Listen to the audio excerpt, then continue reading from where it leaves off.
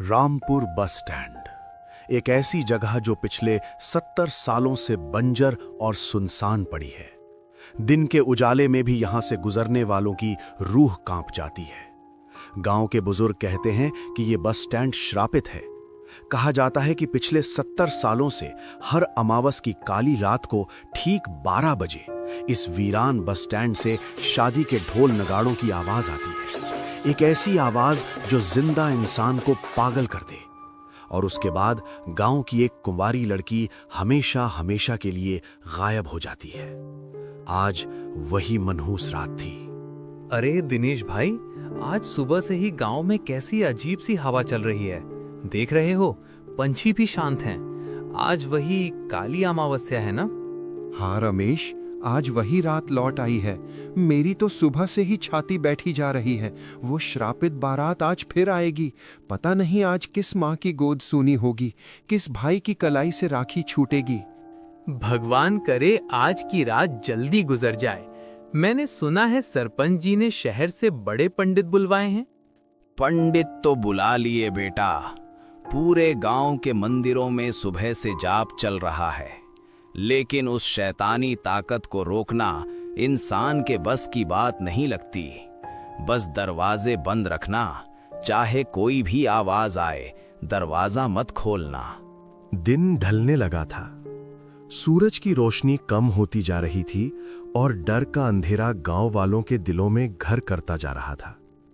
हर बार अमावस्या आती थी, लेकिन आज की खामोशी कुछ अलग थी। एक ऐसी खामोशी जो तूफान आने से पहले होती है। शाम के 7 बज चुके थे। गांव की टी स्टॉल पर कुछ लोग बैठे थे, लेकिन आज वहां कोई हंसी मजाक नहीं हो रहा था। वहां बैठे थे भैरव काका, जो इस गांव के सबसे पुराने निवासी थे, और उनके साथ थे 2 जवान लड़के, विक्रम और राहुल। अरे भैरव काका, आप भी किन बातों में आ गए? आज के जमाने में भूत प्रेत, ठीक रात के 12 बजे बारात आएगी, ये सब कहानियां हैं काका, बस लोगों को डराने के लिए। कहानी होती तो आज मेरा बाप जिंदा होता विक्रम। ये कोई कहानी नहीं, ये इस गांव का बदनसीब सच है। तो रोकता क्यों नहीं कोई उन्हें? पुलिस को बुलाओ, फोर्स लगाओ। ऐसे कैसे कोई लड़की उठा के ले जाता है? रोकने की कोशिश नहीं की थी क्या? 20 साल पहले गांव के 15 हिम्मत वाले मर्द, जिसमें मेरा बाप भी शामिल था, वो गए थे उस बस स्टैंड पर, हाथों में मशाले और लाठियां लेकर। फिर क्या हुआ काका? फिर उनमें से कोई वापस नहीं आया राहुल। अगली सुबह हमें सिर्फ उनकी जली हुई लाशें और कुछ कपड़े मिले। उनकी लाशें तक नहीं मिली। वो बारात इंसानों की नहीं है बेटा, वो रूहों की भूख है। जो उनके रास्ते में आता है वो सीधा नरक जाता है। लेकिन काका, वो बारात तो सिर्फ लड़की लेने आती है ना, तो मर्दों को क्यों मारा? क्योंकि उन्होंने उन्हें देख लिया था। अमावस्या की रात को जो भी उस बारात की नजर में आता है, वो उनका मेहमान बन जाता है, हमेशा के लिए।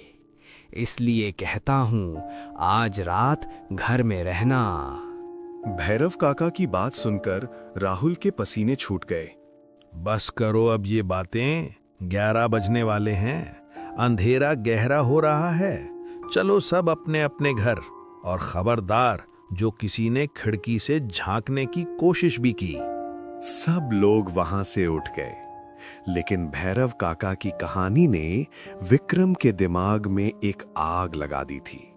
डर नहीं, जिज्ञासा। राहुल, तू मान गया काका की बात? भूत बारात? भाई प्लीज धीरे बोल, हवा में भी कान होते हैं आज की रात। चुपचाप घर चलते हैं। मुझे देखना है राहुल, मुझे अपनी आंखों से देखना है कि आखिर होता क्या है उस बस स्टैंड पर।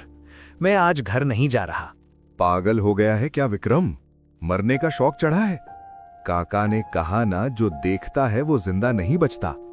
वो सामने गए होंगे यार, हम सामने नहीं जाएंगे, हम छुप कर देखेंगे।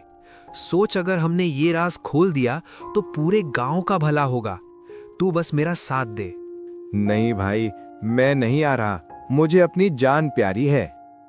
अरे डरपोक, तो मेरा दोस्त है या नहीं? हम वो पुराने बरगद के पेड़ के पीछे छुपेंगे। वहां से बस स्टैंड साफ दिखता है, लेकिन कोई हमें नहीं देख पाएगा। चल ना, बस एक बार। दूसरी तरफ गांव के दूसरे कोने में अजय का परिवार खाना खा रहा था।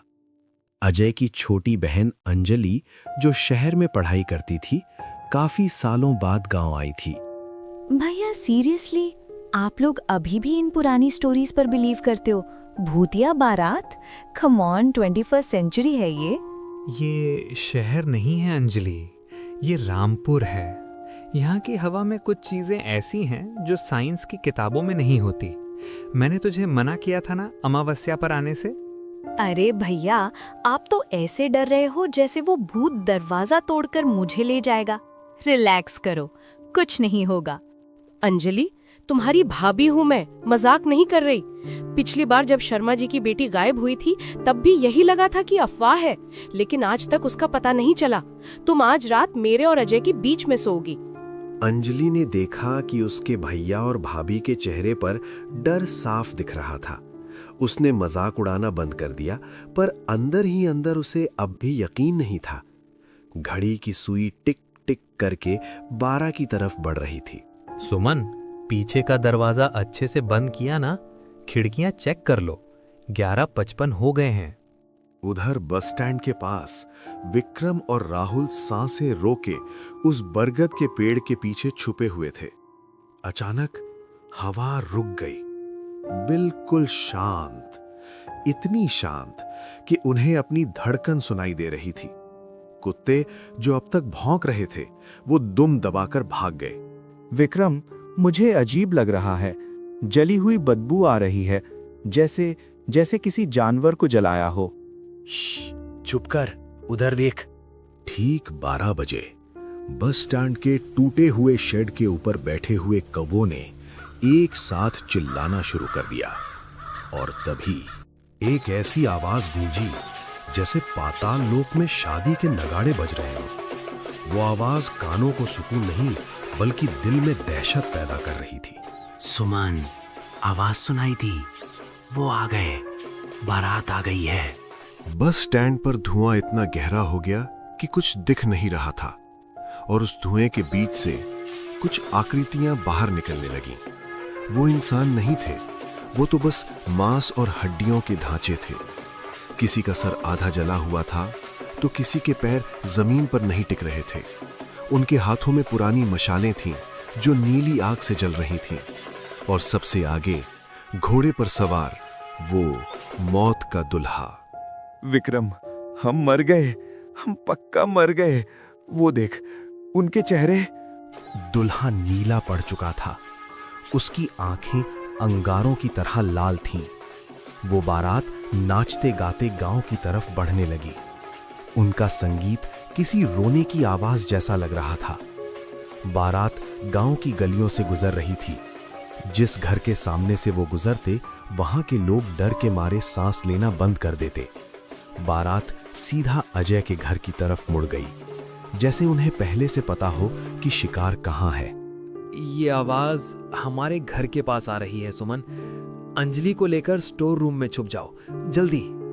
दरवाजा खोलो, मैं अपनी दुल्हन लेने आया हूं। वो आवाज दीवारों को चीरते हुए अंदर आई। अंजलि, जो अब तक ब्रेव बन रही थी, डर के मारे कांपने लगी। यहाँ कोई दुल्हन नहीं है, चले जाओ यहाँ से। मैं अपनी बहन को नहीं ले जाने दूंगा। इंसान की हिम्मत तो देखो, मौत से सौदा कर रहा है।